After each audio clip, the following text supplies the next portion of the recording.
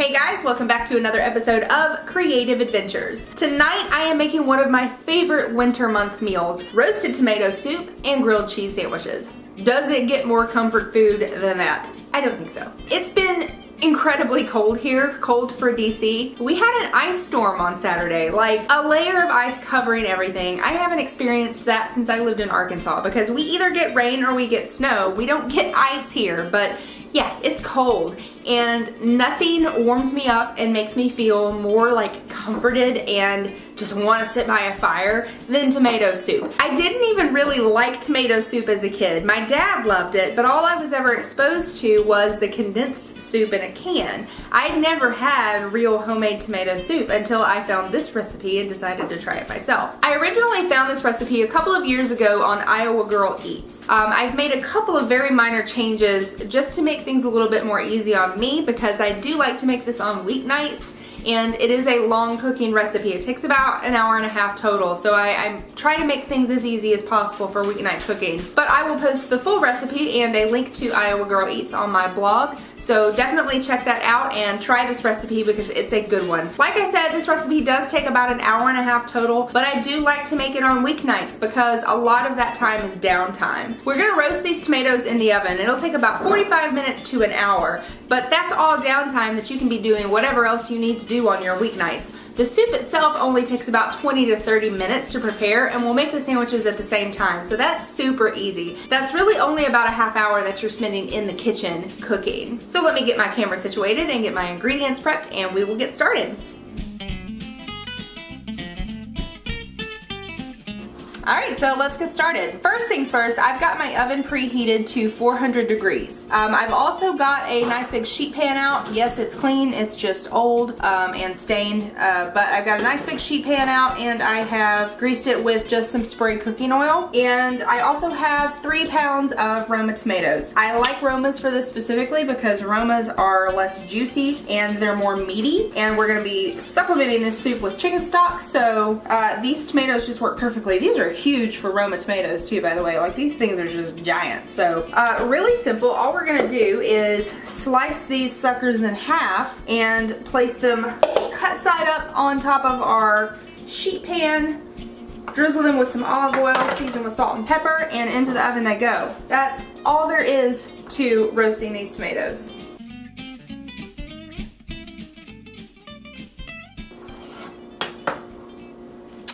Alright, our tomatoes are all cut. Now we are going to just drizzle them with some olive oil pretty liberally.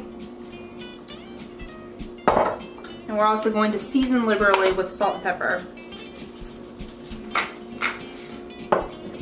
Now, we do add garlic to this recipe, so if you would like to roast your garlic, just go ahead and toss that in the pan as well. Wrap it up in some foil with some olive oil and let it roast in the oven, but definitely check it. When I roast garlic in the oven, I only like to do it if it's still in the bulb. I chop off the end of the bulb, douse that in olive oil, put it in some foil and throw it in the oven, and then I don't have any problems. But if it's already peeled garlic and it's just the cloves, I tend to have a problem with it burning, and quite honestly, in this recipe, it just wasn't that noticeable to me to roast the garlic with the tomatoes. I've tried it both ways and I couldn't tell the difference with roasted garlic or with just raw garlic simmered in the soup.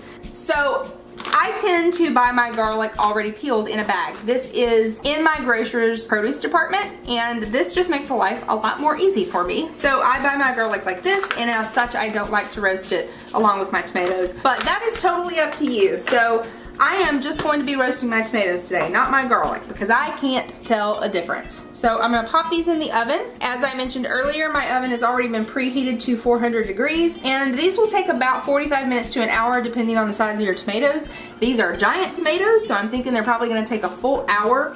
You want them to start releasing their juices, and you want them to get kind of browned on top and roasted looking. They're gonna shrivel up a little bit and get some really nice good color on them, and that's what we're looking for. So, oh, and they should also be nice and tender when you touch them or squeeze them.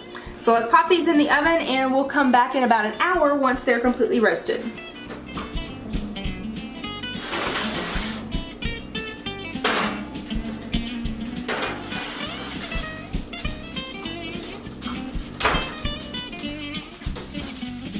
Back up.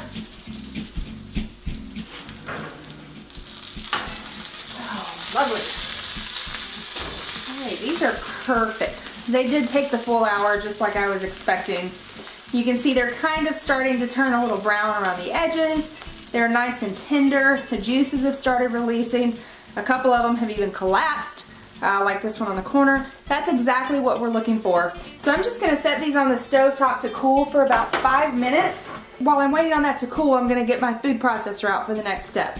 All right, I've got my food processor set up. I've got my tomatoes that have cooled for about 5 minutes. The rest of the soup part of this recipe is super easy. We've got some peeled garlic like I showed you before, a 32-ounce container of chicken stock, some crushed red pepper, and some thyme.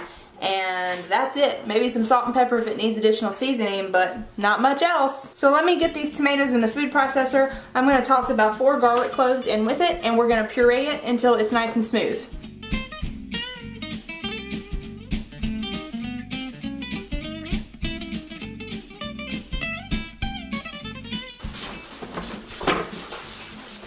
Alright, I like my tomato soup pretty smooth, so... chunky! You can leave it a little chunky if you would like. Alright, we're going to add all of our tomatoes right to a big soup pot. And to this we're going to add the entire 32-ounce container of chicken stock. I'm going to go ahead and turn the heat on about medium-high. And I'm going to add some thyme, probably about a half teaspoon.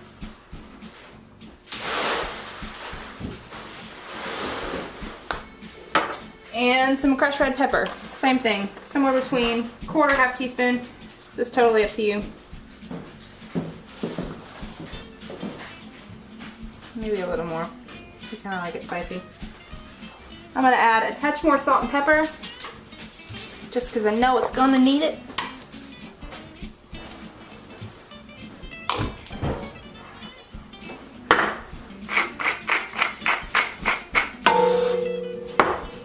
And that's it. We're going to let this soup come to a boil and then lower the heat and let it simmer for 20 minutes. And while that's cooking, we'll go ahead and start the grilled cheese sandwiches. Alright, so while our soup is simmering away on the stove, I'm going to make the grilled cheese sandwiches. This is a demi loaf of ciabatta bread that I bought at the grocery store yesterday. And here I've got some medium cheddar. It was just a block that I sliced up. I actually prefer smoked cheddar for these grilled cheese sandwiches, but I couldn't find any when I was out buying groceries, so I've just got regular cheddar today. But just a note, smoked cheddar is great with this. And then some butter, just whatever butter you like to use for your sandwiches. I think I just want to slice these like normal. So let me get my bread knife. Now you don't have to use ciabatta bread for this. You can use any kind of good hearty bread with a nice thick crusty crust on it. You don't want to use something like sandwich bread because it's going to be a little too soft to handle these big chunks of cheese, and also it'll get soggy in your soup. So if you use a nice crusty bread like this, it works really well. I am just slicing this up in about normal sandwich bread width though. I'm not making these super thick slices.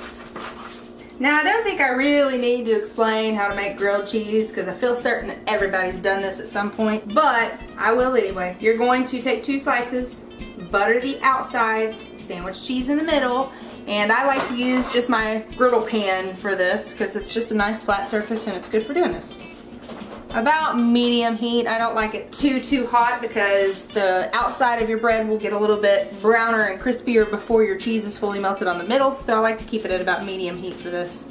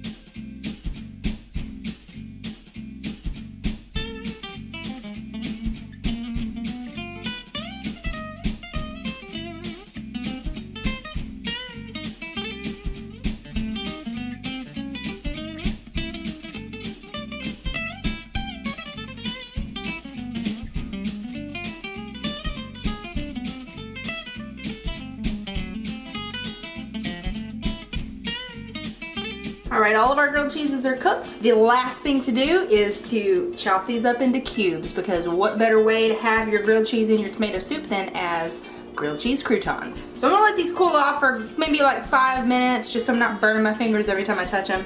And then we'll chop these up and get our bowls plated. All right, I'm getting these grilled cheese sandwiches all chopped up into about 1/2-inch chunks. And these are really good also left over, especially if you pop them in the toaster oven and let them crisp back up before throwing them in your soup. So this is a good leftover dish as well. That was a big pile of deliciousness. Look at that cheese. Oh, stringy cheese. Oh. So good. All right, I like to actually serve the grilled cheese croutons on the side, so that they don't just get too soggy in your soup, and then I just kind of dip as I go. I'm gonna save these for lunch tomorrow. And our soup has been over here simmering away for the last 20 minutes while we were making those sandwiches, and it is perfect and ready to go. It's reduced down some, so it's thickened up a little bit. Got some nice chunks. Mine's a little bit soupy because that's how I like it. But this is ready to be plated.